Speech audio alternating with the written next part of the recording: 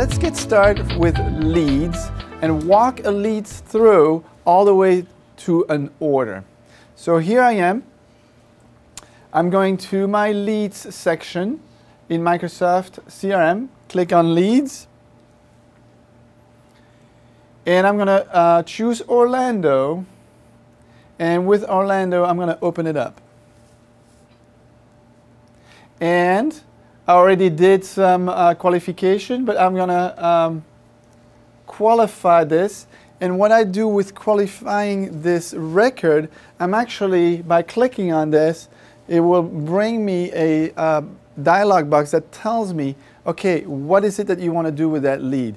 Is it that you want to create an account, a contact, and an opportunity? And I say yes to all three. And that allows me to create an account, create a contact, and an opportunity without having to do any other work in my Microsoft CRM. I don't have to go to account, click new account. I don't have to go to contact, add contact, and I don't have to go to the contact and add opportunity. So by clicking 3 times here, I save quite a bit of work for me, the salesperson. And then I can select open newly created records there. And if I do that, you will, and now click OK, you will see that what we are generating are those 3 records: the account, the contact, the opportunity. Okay? And that's what the system is doing right now and generating those views.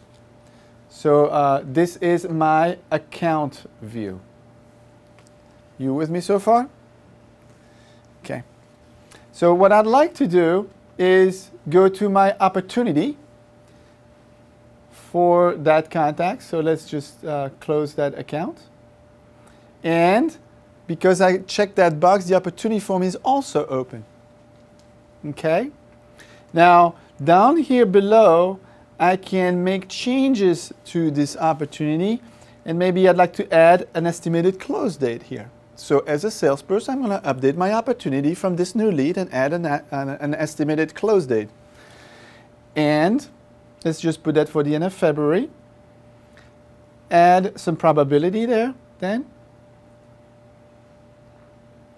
And then we're going to have the system kind of calculating the amount here. And then scroll down a little bit then, please.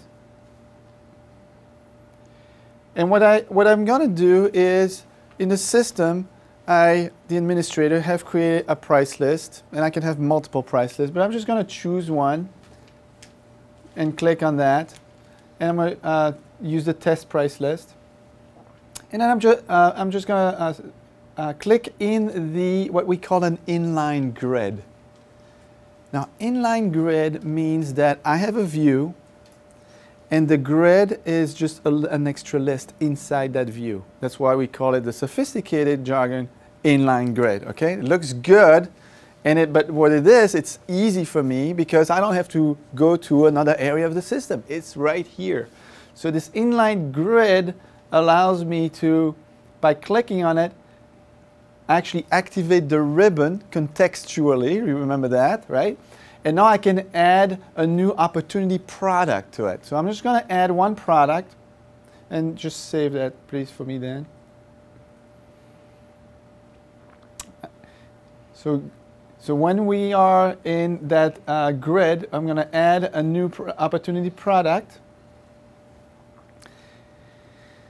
And let's just click on existing product there. And we'll choose the dark chocolate. You'll see the relevance of that later. And then here I have to select the number of units. That's just a required field. And then the quantity, we'll put 10 there under quantity. And then we'll save that. And now what I have is created a, let's save and close. We have created an item that goes under my opportunity. This is important. I may have an opportunity, but I may have multiple things that I sell to that opportunity. Does that make sense?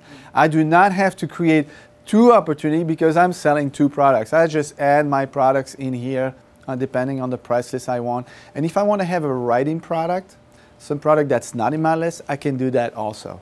You with me? What if it was a really large price list? Is it Yes. size? Absolutely. We can do that too. And keep those questions for the end. I'm sorry. No problem. And if you go down here, you can see that under the opportunity, you also have notes and activities. So you can expand on that if you want to add a quick note. And then go below a little bit more. You can also see the quote area. So I'm working my opportunity, and now it is time to create my quote. Now, in CRM, when you create a quote, you're actually filling out fields. Those fields are used to produce the report that you'd like to have to submit to your customer. Does that make sense? So I'm going to go to my quote, and because I clicked in the inline grid of the quote, I now see that I can add a new quote there, contextually bringing the icon. So I'm clicking on that, and I'm now generating the quote based on my opportunity. You with me so far? Okay. So in this quote, I can, if I'm done with it, if that's all I need and I want to submit it to the customer, I want to bring it in stone, so I cannot change this quote anymore. Because you will want to review the quotes you send to your customer by going back to the database. So what we need to do is click on Activate Quote. So when you activate the quote, look at the icons on top. They just changed.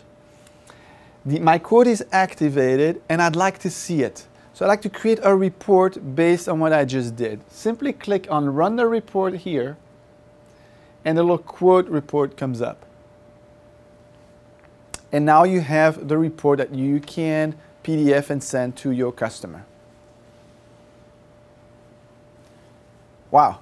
From leads to opportunity to accounts to opportunity to quote. That was pretty fast, right? So I'm in my quote, and my customer may want to say, well, I'd like to have a revision of that quote. Can you do that? Yes. You can go back here and do, and you don't have to click on that, but just show that we can revise the quote, and then we can make another quote based on what I already have. That saves me time. I don't have to start from scratch. I can just make the little change that they want. Maybe they want 9 instead of 10 dark chocolate. And we'll make that change, and then we'll resubmit the quote again. So I may then, again, activate the quote, and now I have 2 active quotes, so to speak. And then what I can do is when the decision is made, and this decision is being made, I can actually create an order from here. So if it is actually closing and the fax come in or the email comes in that it is ready for purchase, I can come here and create my order, and it defaults to 1 so that that opportunity will be tracked in the history as a 1 opportunity. And you can actually put the date as to when it was won, and maybe a reason as to why you won it, or anything about that order that you'd like to put in here can be put in this description. Now, if I close my opportunity and select this radio button here, that will actually close my opportunity for me. I don't have to go back to the opportunity. It just does it for me. So one less thing to manage that I don't have to manage is what do I do with my opportunity next. It actually closes for you. And if you don't like that, you can always choose don't update opportunity. But typically you choose close opportunity, and the actual revenue, you don't have to put that in there. It will be calculated by the system. But if the revenue is slightly different, you can update that as well when you close for your, and when you create your order rather. And so you click on OK. And now I have been for my leads. I'm at my order already.